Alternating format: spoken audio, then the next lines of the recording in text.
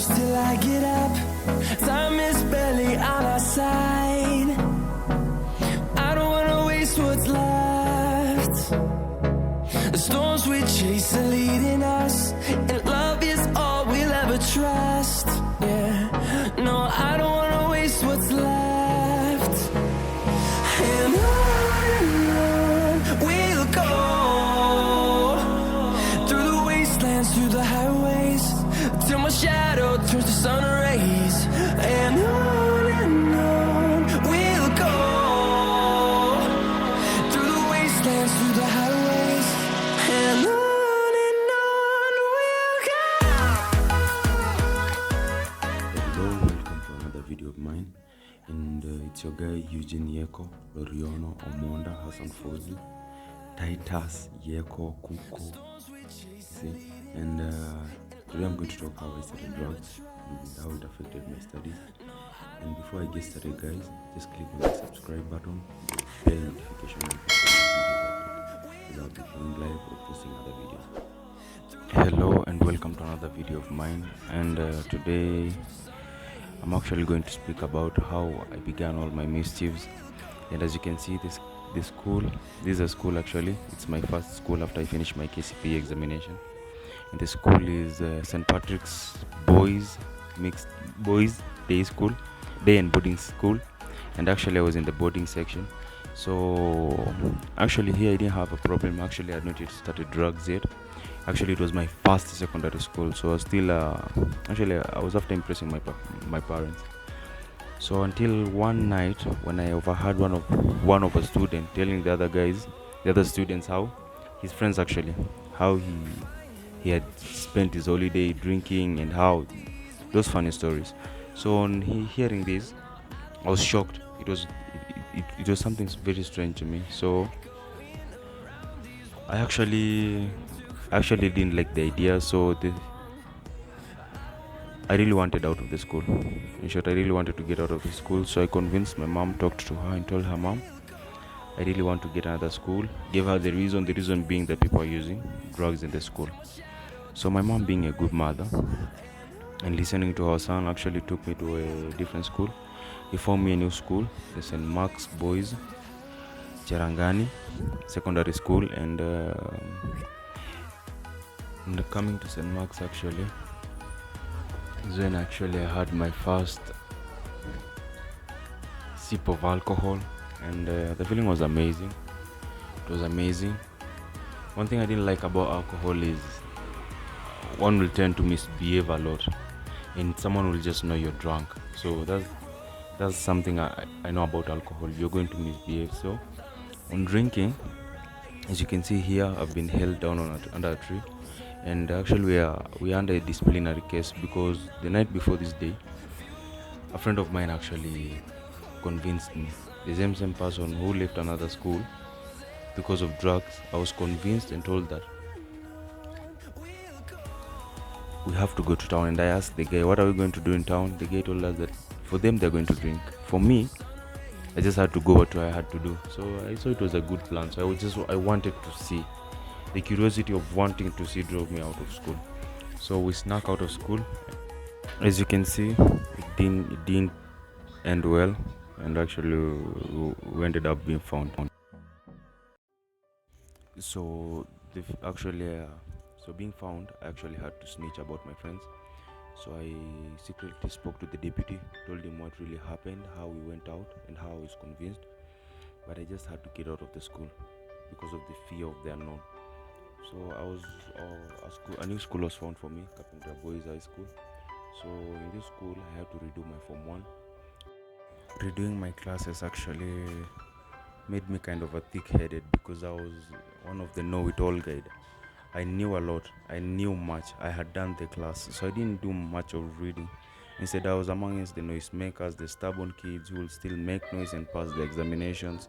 Some of my colleagues knew that I was a repeater, but that didn't matter at all because what's the difference? I'm still in the same class with you. So one day, I managed to get into the school team, the basketball school team, and being on the basketball school team, I really managed to go out on different functions, competition, tournaments, and actually the inter-schools competition. So it really gave me opportunities. So one Saturday morning, doing our practices so that we can attend our nationals, our East African Games competition. So on that day, I overheard some of my colleagues talking about their first experience of bang, and the feeling was so true to be so so sweet to be true. So I wanted to experiment, and I wanted to be one of those testifying about the feeling.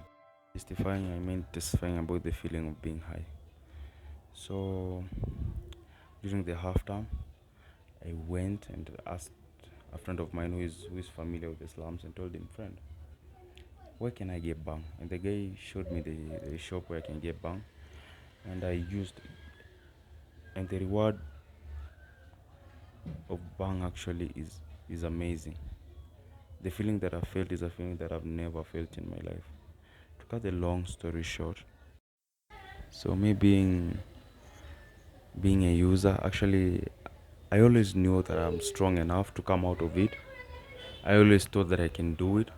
So at this point, I was still in my experimental period, and I never wanted to quit it. The feeling that I felt was so amazing, since no one in my family knew that I smoke. Not even my friends knew that I smoke. No one knew that I smoke. So until when I didn't want to go to school anymore.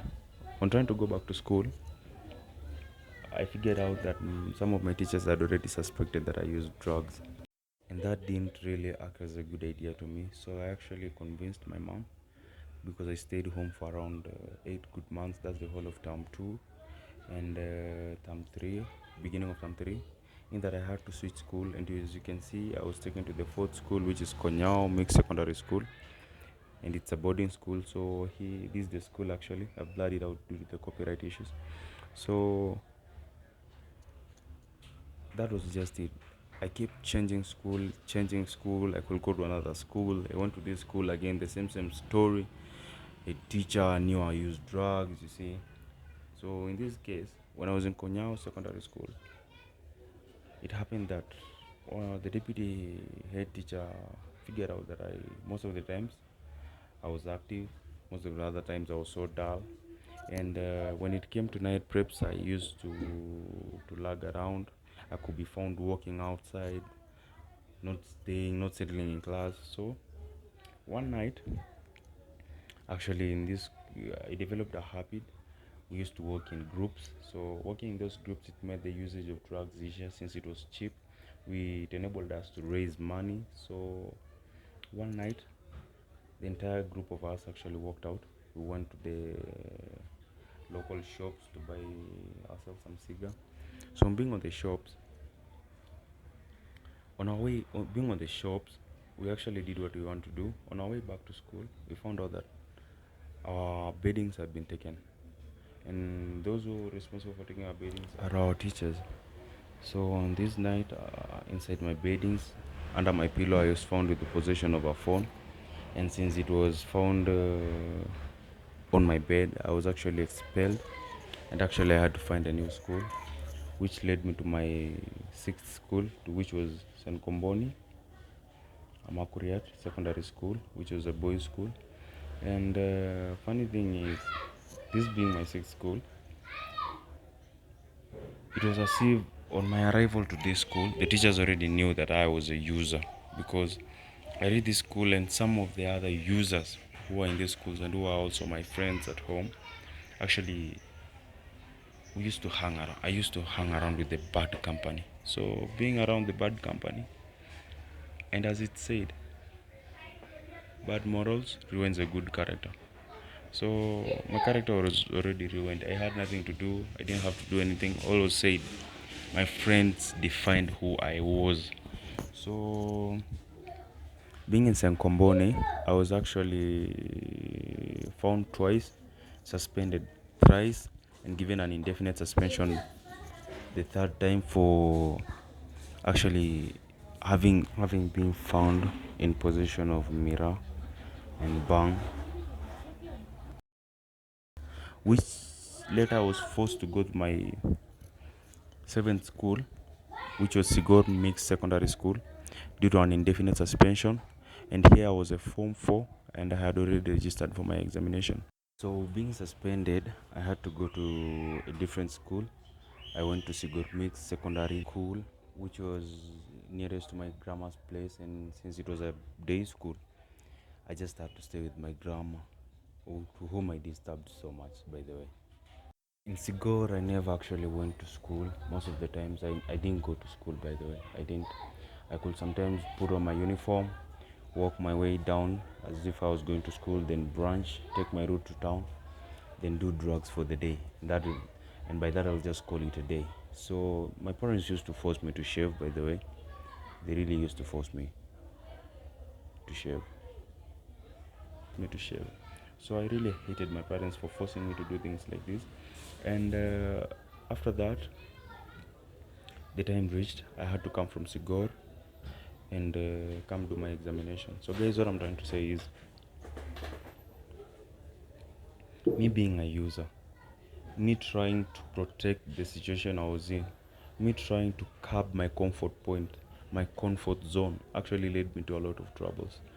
Bang was my comfort zone. I preferred bang over anything, over any situations, in that I could do anything to protect my reputation as a bang user. I never wanted anyone to use it, to know I'm a user. But it reached a point almost everyone knew that I'm a user. So what I'm trying to tell my family members, my friends is, it is very much possible. It is very much possible to come out of it. And there is no better life than coming out of bang, than not using marijuana. Only you using a marijuana is only going to make you as a slave of your own fears. So brothers and sisters, listen to me. Come out of your comfort zone. We are a family. Join our family group. We make a good living. This is a joyous life. It's much better than living a happy life. It's much more better than living a life full of drugs and what. It's a life worth living for. So I'm an addict. I'm a marijuanist, a cigar addict. But what I'm urging you, brothers, is join me in this journey. For you're not alone. As the therapeutic community philosophy states, you're not alone. You're not alone. As long as you find it easy to share your secrets, you will not be alone, my friend. You will not be alone. And I'm doing this to comfort other friends. So with that short video, stay tuned.